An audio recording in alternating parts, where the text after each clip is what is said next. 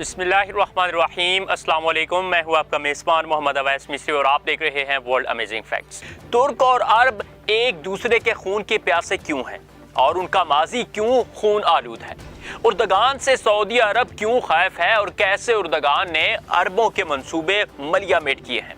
उर्दगान कब और कैसे एक नई रियासत बनाने की तैयारी कर रहे हैं? तारीख में उस्मानियों ने कौन से सऊदी शाह का सर कलम किया था और उसकी क्या वजह थी? नाज़रीन, आज की ये वीडियो उन तमाम देखने वालों के लिए अहम है जिन्होंने तुर्की की तारीखी सीरीज देख ली है या फिर नई सीरीज का इंतजार कर रहे हैं। ये वीडियो ऐसे तमाम अफराद के लिए नहायत अहम है जिनके जज्बात सल्तनत उस्मानिया और आले सऊद के साथ जुड़े हुए हैं, क्योंकि माजी और मौजूदा दौर में इस्लामी ममालिक की सरबराही सल्तनत उस्मानिया के दोबारा क़याम और फिर साल 2023 के लिए तुर्की की इन तैयारियों के बारे में है, जिन पर सिर्फ हमारी ही नहीं बल्कि पूरी दुनिया की निगाहें टिक चुकी हैं। क्योंकि 2023 में जो कुछ होने वाला है वो एक बार फिर से वो खूनी तारीखी दोहरा सकता है जैसा कि माजी में हुआ था। और अगर आप इस्लामी दुनिया के दो बड़े ममालिक की तारीख के बारे में ज्यादा गहराई से नहीं जानते तो आपको बता दें कि तुर्की के शहर इस्तांबुल के जिस म्यूजियम आया सोफिया को हाल ही में मुल्क के सदर ने मस्जिद में तब्दील कर दिया था, उसके ऐन सामने सन 1818 में सऊदी अरब के शाह अब्दुल्ला बिन सऊद का सर कल्ब कर दिया गया था। सल्तनत उस्मानिया के फौजी शाह अब्दुल्ला बिन सऊद और वहाबी इमाम को एक जंजीर में जकड़कर इस्तांबुल लाए थे। जब अब्दुल्ला का सर कलम किया जा रहा था तो एक बड़ा हजूम आया सोफिया के बाहर जश्न भी मना रहा था। आया सोफिया के बाहर शाह अब्दुल्ला की सर बरीदा लाश को 3 दिन तक रखा गया था। इस दौरान सल्तनत उस्मानिया के फौजियों ने उस वक्त के सऊदी दारुल हुकूमत देरिया और रियाज के मुज़ाफ़ात में हमला भी किया था। सऊदी अरब तुर्की के साथ अपनी ये हौलनाक तारीख को शायद ही भूलेगा, क्योंकि जब भी सऊदी अरब अपनी तारीख पर निगाह डालता है तो उससे सल्तनत उस्मानिया का दौर सबसे पहले याद आता है।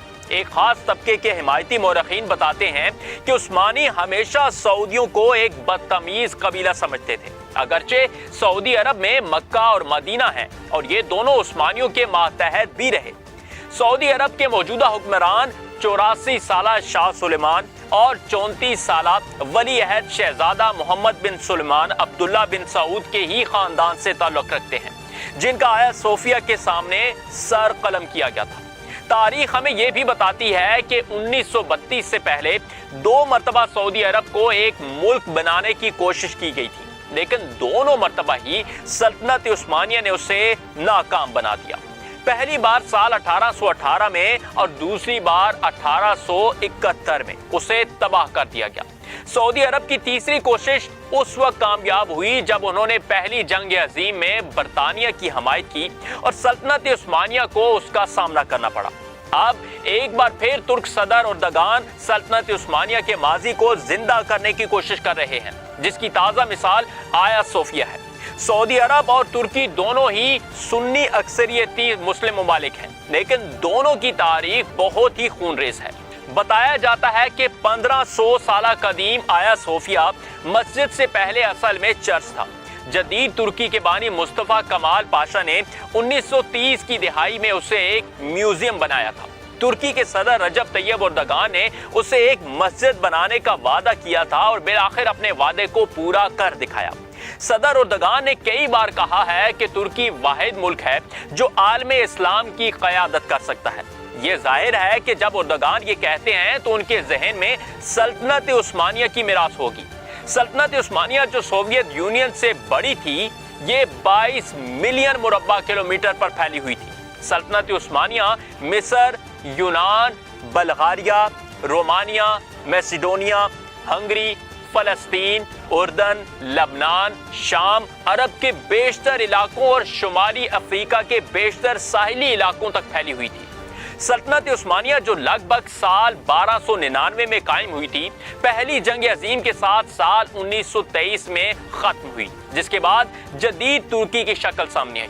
दूसरी जानब सऊदी अरब को लगता है कि इस्लामी मुकद्दस मुकामात मक्का और मदीना मुनव्वरा उसके पास हैं जो ऐवान सऊद के मातहत हैं। اور ہر سال پوری دنیا سے کم و بیش 20 لاکھ سے زیادہ مسلمان وہاں آتے ہیں۔ ایسی صورتحال میں صرف وہی عالم اسلام کی قیادت کر سکتا ہے۔ دلچسپی کی بات یہ ہے کہ یہاں پر ایک اور تیسرا کھلاڑی ایران بھی ہے، جہاں شیعہ مسلمانوں کی تعداد زیادہ ہے۔ ایران یہ بھی جانتا ہے کہ وہ سنی اکثریتی اسلامی دنیا کی رہنمائی نہیں کر سکتا، لیکن ایران کو یہ دیکھ کر بالکل برا نہیں لگتا کہ دو اہم علاقائی حریف ایک دوسرے کے خلاف کھڑے ہوئے ہیں۔ سعودی عرب اور ترکی کے مابین تصادم پر مغربی ممالک کا رد عمل ایران کے لیے نہایت دلچسپی کا حامل ہوتا ہے۔ تجزیہ کاروں کا کہنا ہے کہ اگرچہ سعودی عرب خلافت عثمانیہ کے ٹوٹنے کے بعد برطانیہ کی مدد سے تیسری بار ایک ملک بننے میں کامیاب ہوا، لیکن اس کی مشکلات آج بھی کم نہیں ہوئی ہیں۔ کہنے والے تو یہ تک کہتے ہیں کہ عالم اسلام میں سعودی عرب اور ترکی کے درمیان قیادت کی جنگ جاری ہے، لیکن سعودی عرب امریکہ کے دم پر یہ جنگ بالکل نہیں جیت سکتا۔ سعودی عرب کا تیل زیادہ دنوں تک کام نہیں آنے والا، اور اب تیل کی ضروریات بدل رہی ہیں اور توانائی کے متبادل ذرائع بڑھ رہے ہیں، جس کی وجہ سے اربوں کی حیثیت میں کمی واقع ہو سکتی ہے۔ تو ان حالات کو دیکھتے ہوئے امریکہ کے ساتھ سعودی عرب کی مطابقت زیادہ دن تک قائم نہیں رہ سکتی۔